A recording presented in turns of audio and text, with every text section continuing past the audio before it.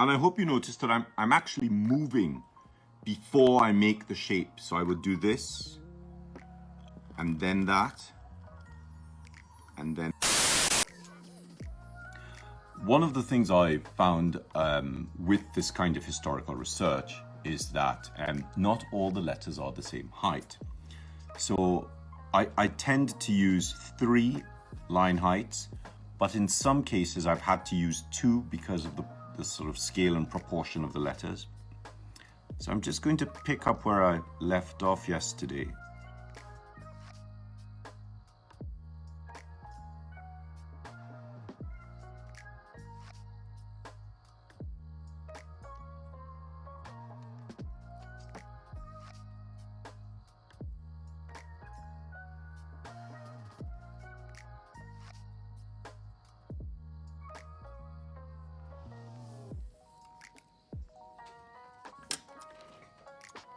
So I'm using a 122B nib with Monteverde ink. So this is the Erinite ink. Now I might find that once I swap to the nib, that it's actually a little bit more difficult to achieve the same effect.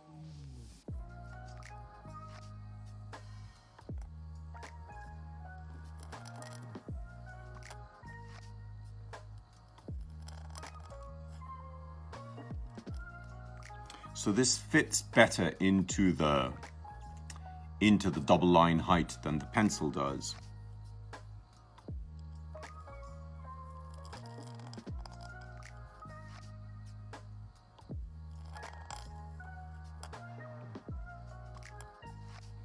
And it's these little things that become slightly more problematic with a pencil, because of course, you know, if you do that and you come up, the tendency is to come down. So to come up and down with a little pressure and out requires a lot more patience.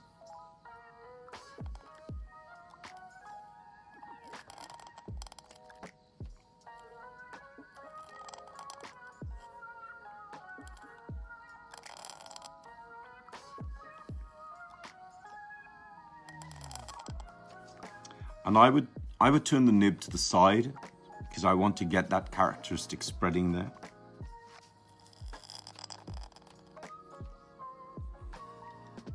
I wouldn't apply pressure at the top here because I'm also having to be conscious of what the nib is capable of doing versus what the pencil can do.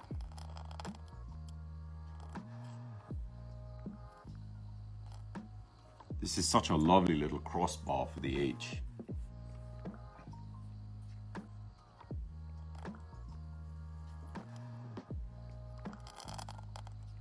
And because the nib is so much finer, I'm having to sort of make some really interesting decisions, because I took these variations down because of very slight variations. So here you can see I've gone up, up, up, up, tight, over and down. Whereas here I've gone up, up, up, up, up, up, up, up, over, under, and down. So it's, you know, it's just a tiny variation that makes a real difference when you're using a nib.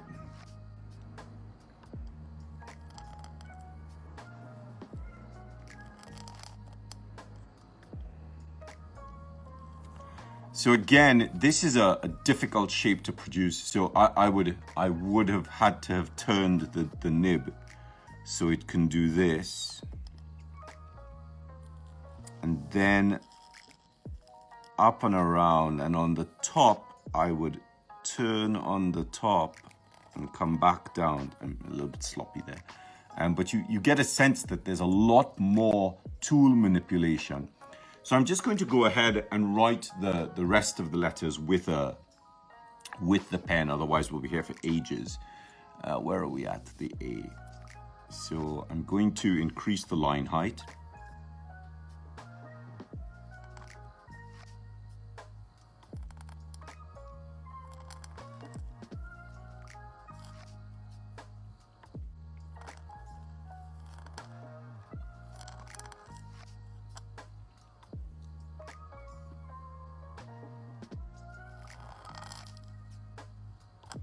And this is where we start sort of departing from, you know, that sense of sticking on the 55.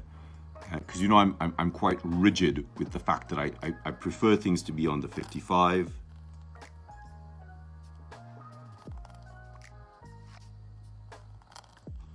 And when I do a B, my B is much narrower.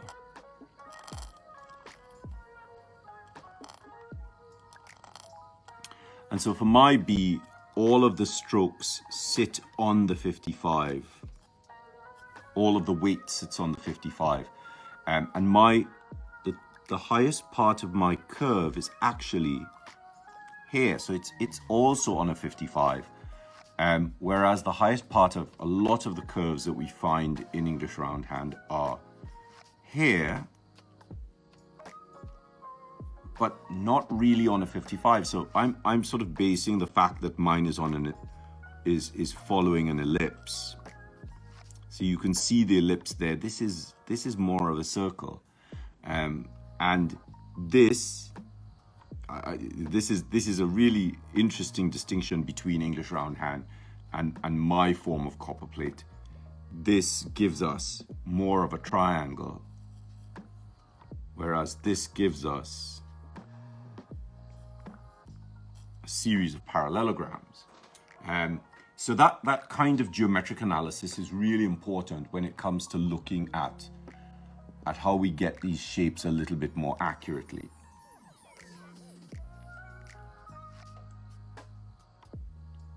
So we're going to move on. Where are we at? So that there are tons of S variations.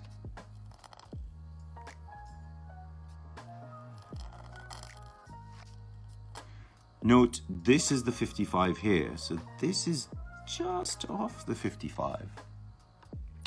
And it really is trying to sort of, let's see, how do we do this? It really is trying to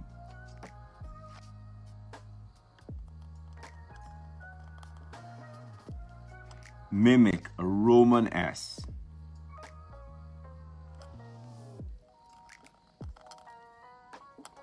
At an angle. So again, that's the 55. There's that sort of not quite vertical, because remember, that's your baseline. It's sort of tilted off the vertical, but it's sort of between the 55 and the vertical. So it gives you roughly about 35 degrees to play with from 55 to the vertical. Obviously, you're not going to aim for 90 degrees. Where are we at? Do we have space here? Let's do this W. So the W is bigger.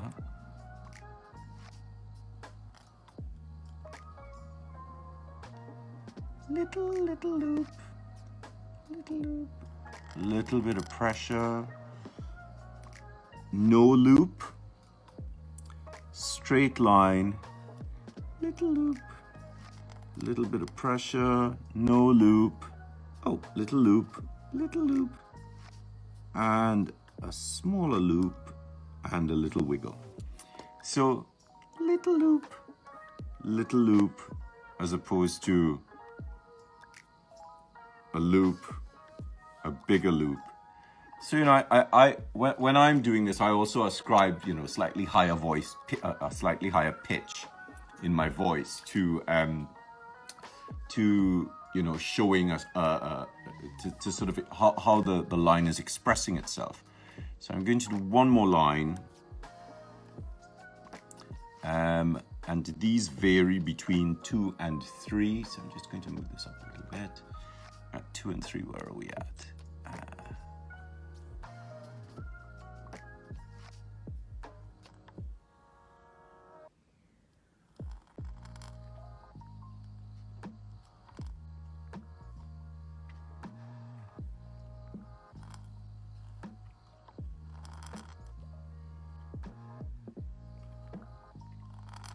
I found this really fascinating with the M's, because in a lot of the historical letter forms, this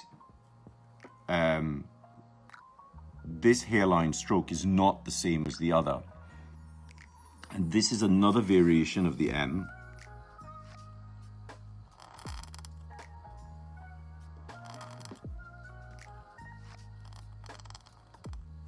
Where we have what I call a wiggle.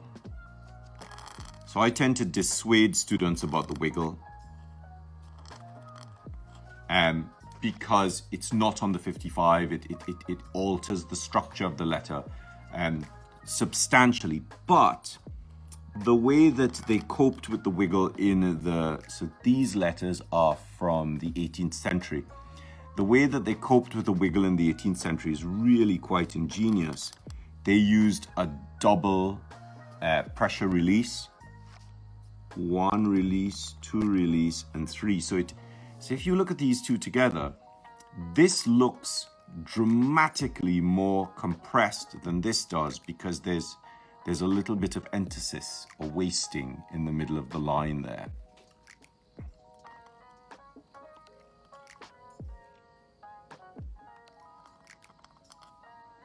And, you know, in the 18th century, they were really careful to do something that I see a lot of calligraphers ignoring when they do an N.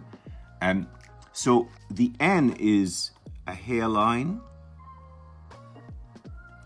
and pressure and a hairline and a hairline and a hairline and a hairline. Most people just press on this, or there isn't enough variation in the line. Now the N is not on the 55, because if you put it on the 55 it sort of collapses over. So that's sort of where we've gotten to. I'll just make a note on my sheet so that I know where to pick up from again on Monday. Have a great weekend. Bye-bye. So looking at the starting point is really key. In these variations, 1-0 start.